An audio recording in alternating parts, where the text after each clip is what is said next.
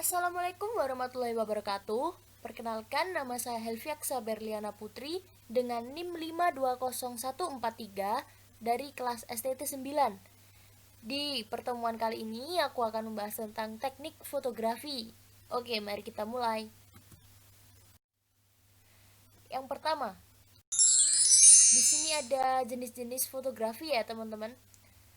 Aku akan menjelaskan, yaitu yang pertama ada human interest.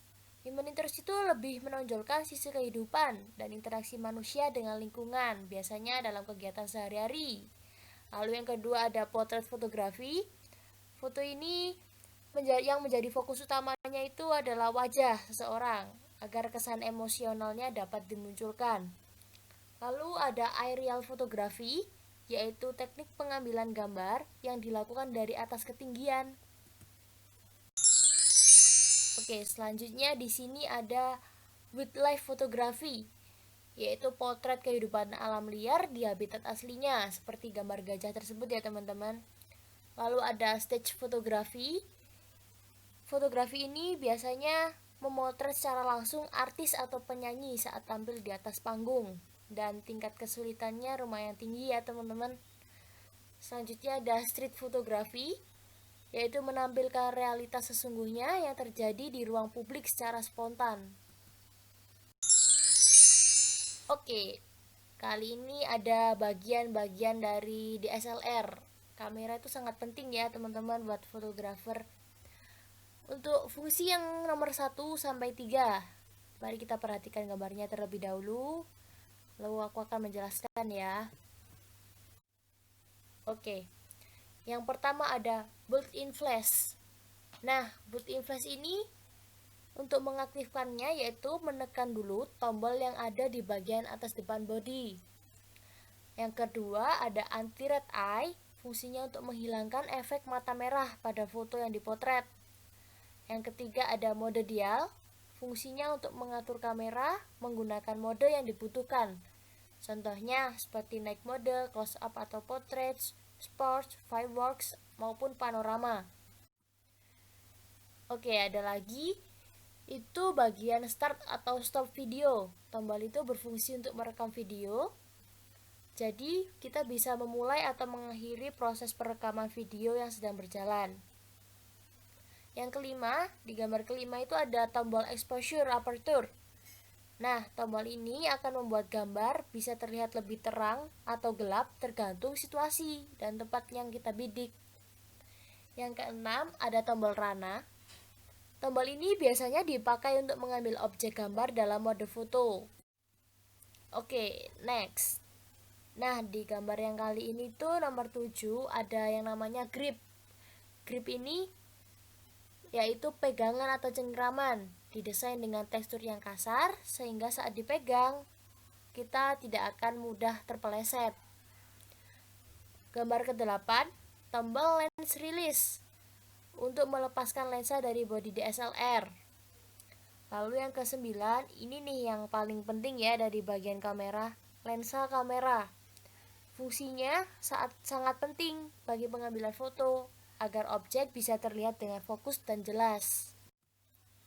Oke, dua bagian terakhir. Pada bagian 10, di situ ada switch focus mode lensa kamera. Switch focus ini memiliki dua mode. Yang pertama ada autofocus dan manual focus. Yang terakhir, flash button. Nah, lampu flash ini akan keluar dengan sendirinya jika memakai mode otomatis. Sedangkan jika mode manual, kita bisa mengatur secara manual pemakaian flashlight ini.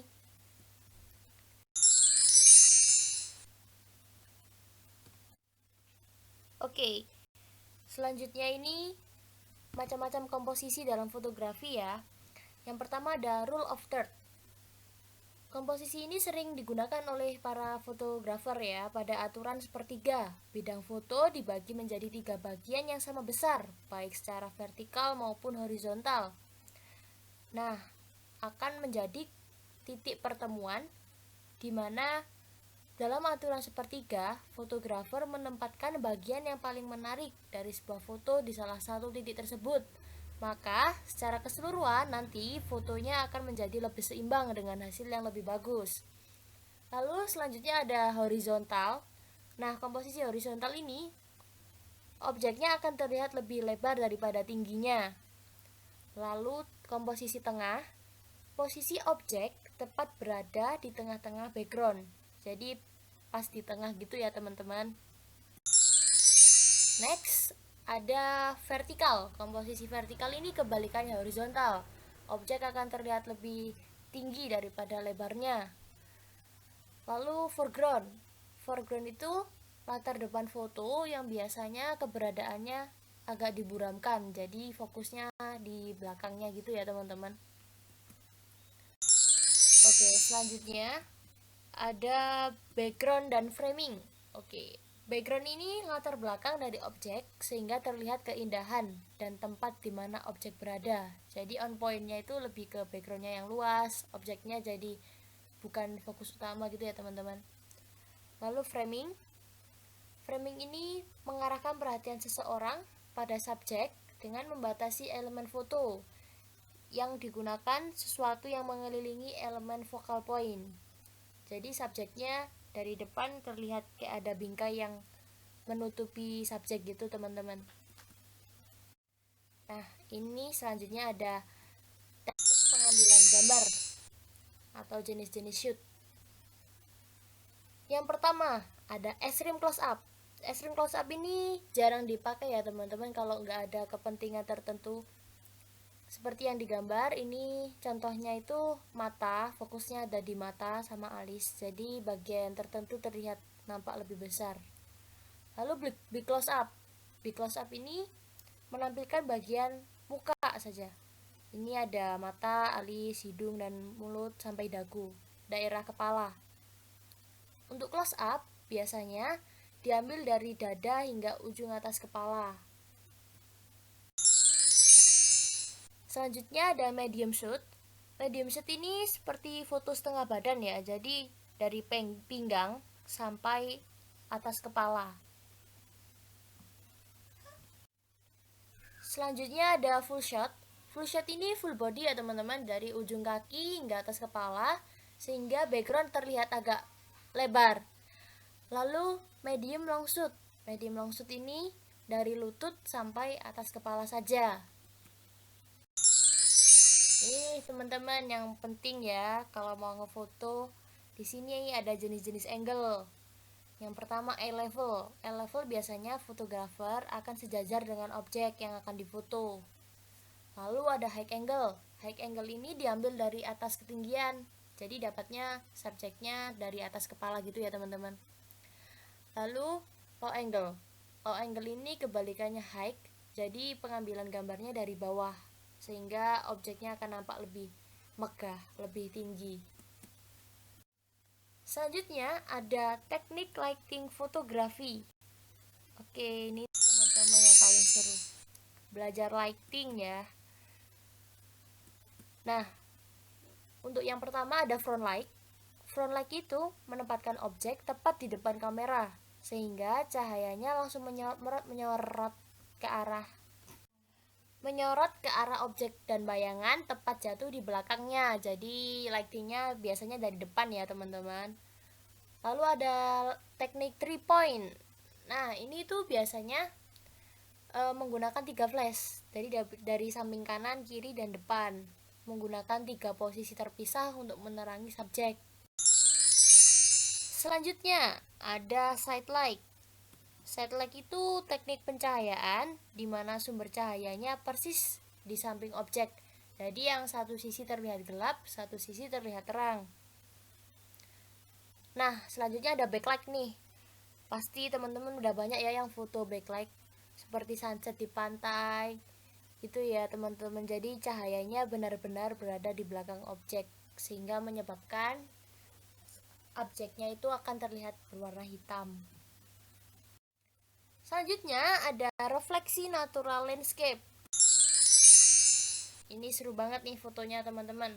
Refleksi natural itu teknik fotografi yang memanfaatkan pantulan cahaya dengan bantuan objek seperti cahaya dan air. Bisa kita lihat di gambar ya teman-teman. Jadi gunungnya kayak terlihat ada dua, padahal itu pantulan refleksi.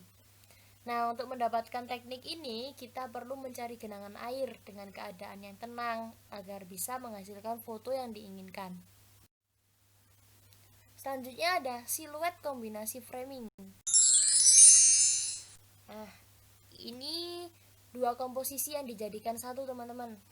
Komposisi siluet, yaitu efek yang dihasilkan karena adanya perbedaan signifikan antara pantulan cahaya objek di bagian depan gambar dan latar belakangnya, dipadukan dengan framing, teman-teman.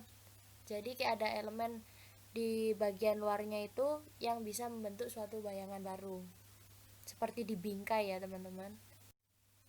Oke, ini yang terakhir ada 3 komposisi fotografi.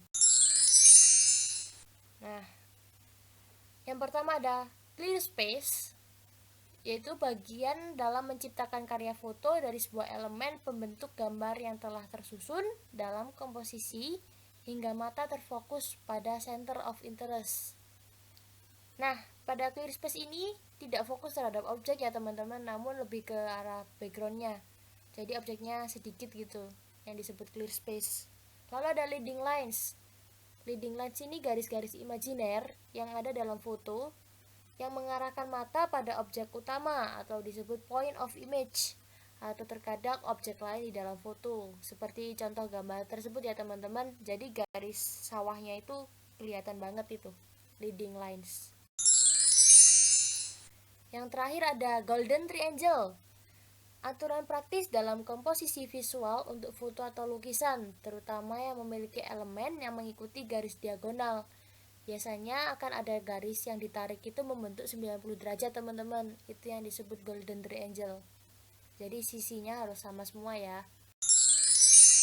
Oke, ini udah di penghujung video yang udah dari materi yang aku jelaskan. Jangan lupa kunjungi Instagram aku ya di @ini.hel. Terima kasih udah ngikutin materi kali ini. Assalamualaikum warahmatullahi wabarakatuh.